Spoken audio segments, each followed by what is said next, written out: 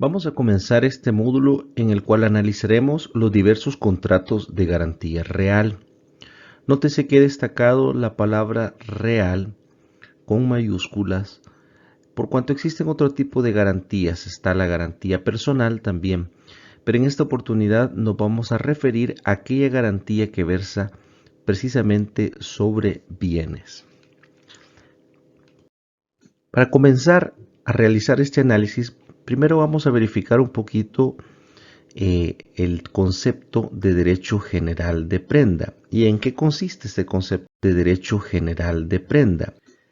Conforme al Código Civil, en su artículo 2212, se dice que toda obligación personal da al acreedor el derecho de perseguir su ejecución sobre todos los bienes raíces o muebles del deudor, sean presentes o futuros, exceptuándose solamente aquellos que se consideran como no embargables. Cuando se habla de derecho de prenda general, existe la noción que el patrimonio de nuestros deudores es como que si se tratase de una prenda para todos los acreedores para poderse resarcir su crédito. Y es en dicho sentido que todos los acreedores, ante la falta de pago, tienen la oportunidad de perseguir todos los bienes raíces o todos los bienes muebles del deudor, y es por eso que se conoce como el derecho general de prenda. Gráficamente hablando, muñequito azul es acreedor, el rojo es el deudor. Entonces, ante la existencia de una deuda determinada, el acreedor va a tener la oportunidad de resarcirse con cualquiera de los bienes del deudor, llámese sus bienes muebles, como por ejemplo sería el reloj, sus ahorros, joyas, su vehículo, o bienes inmuebles, como por ejemplo sería su casa de habitación o algún otro terreno que pudiese tener. Todo lo anterior parece sencillo. Sin embargo, se complica cuando estamos hablando de una pluralidad de acreedores, porque en dicha situación es muy probable que no alcancen los bienes que tiene un deudor determinado para poder satisfacer los créditos de todos los acreedores que se encuentran en fila para resarcir su deuda. Así pues, la ley en determinadas oportunidades lo que hace es establece, conforme al derecho general de prenda, que todos los bienes del deudor van a servir para satisfacer sus créditos. Sin embargo, legalmente hablando, se establece también una jerarquía o prelación de créditos por medio de la cual todas aquellas personas se van a poner, por decirlo de alguna manera, en fila y por orden de preferencia para poder resarcir los créditos que le corresponden. El inconveniente que presenta esto, como mencionaba anteriormente, es que tal vez no alcance para todos. Aquí, por ejemplo, tal vez solo estos alcancen a resarcir su crédito y sin embargo estos otros, pues sencillamente ya no va a haber para ellos. ¿Cómo opera esto entonces de la prelación de créditos? ¿Y cómo vamos a saber nosotros qué créditos tienen mayor preferencia que otros?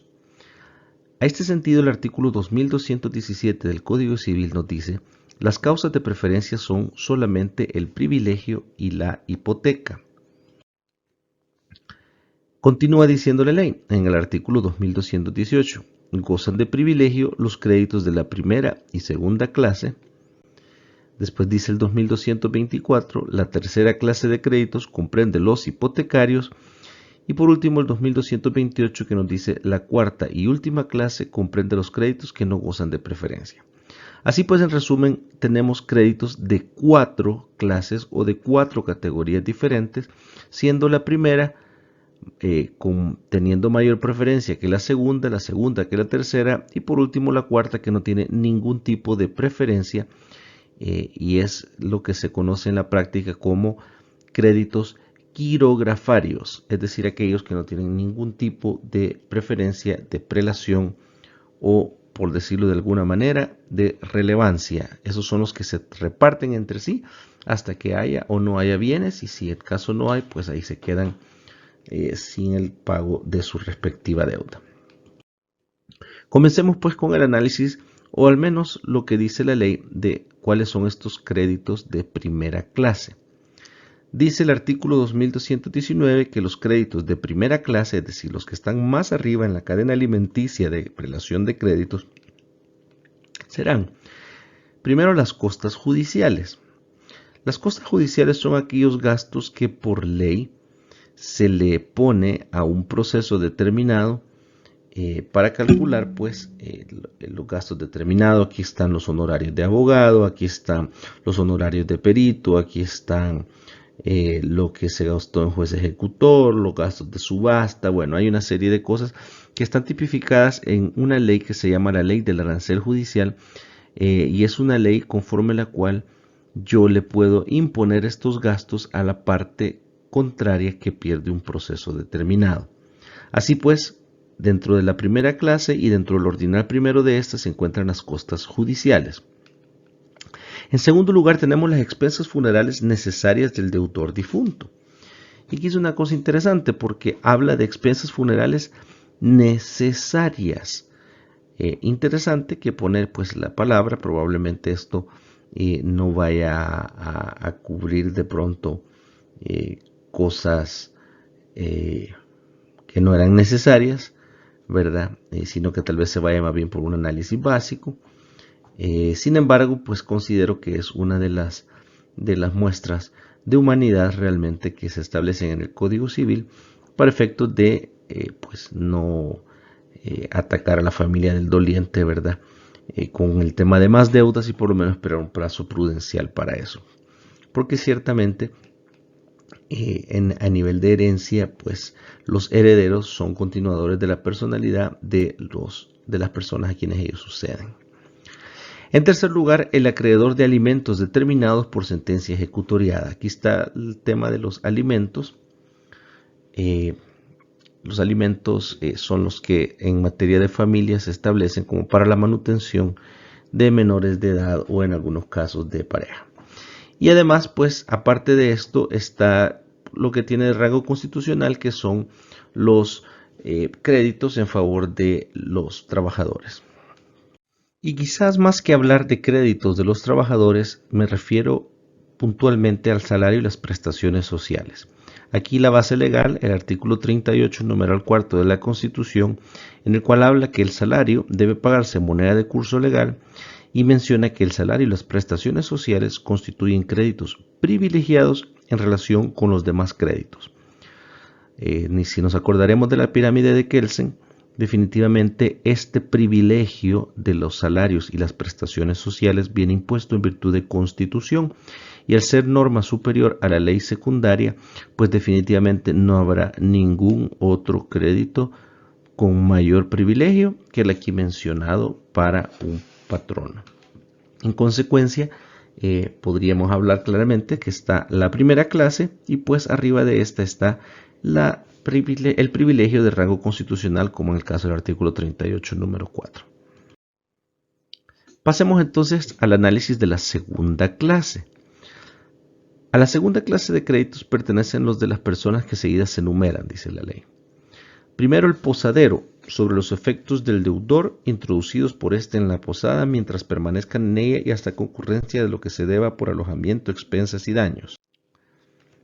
Claramente esto es una situación un poquito más histórica, sin embargo sí se puede aplicar a la práctica en el momento actual, puesto que sí hay pues el servicio de la posada, sería pues lo hotelero, sería por ejemplo el tema de aquellos lugares donde se dé algún tipo de hospedaje. A continuación tenemos el acarreador o empresario de transporte, sobre los efectos acarreados, pues también tiene algún tipo de privilegio, digamos, los créditos para que los empresarios de transporte puedan cobrarse lo que les corresponde sobre los bienes. Después está el acreedor prendario sobre la prenda, que esto no vamos a hablar mucho en este momento porque vamos a dedicarle unos apartados posteriormente.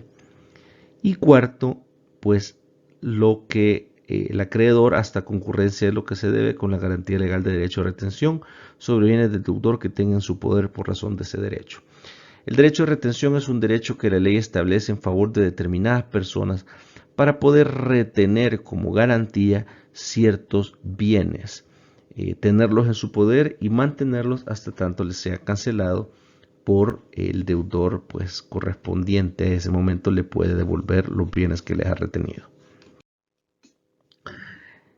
Analizamos ya pues la primera clase. Ya vimos que arriba de la primera clase está los privilegios de rango constitucional. Posteriormente vimos los créditos de segunda clase, dentro de los cuales figuran las prendas.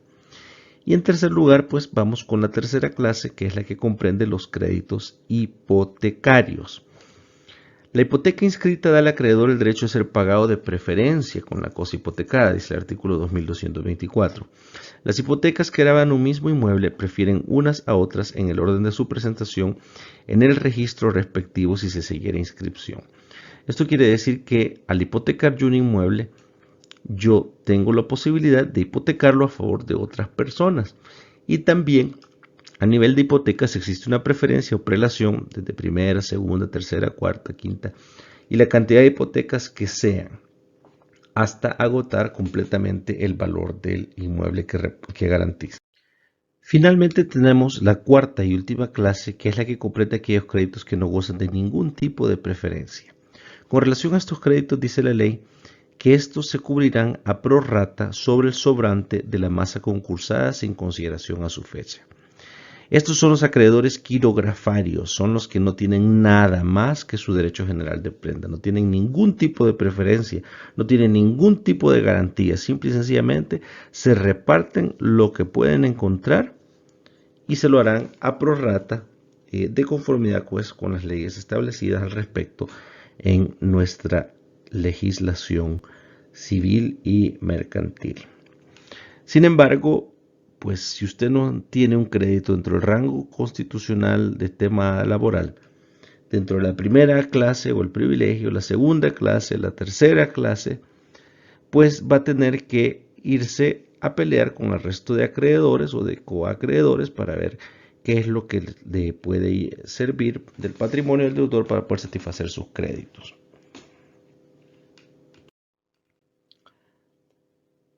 Así pues tenemos un esquema en donde podríamos tener la presencia de varios acreedores y un deudor pues con cierta cantidad de bienes limitados.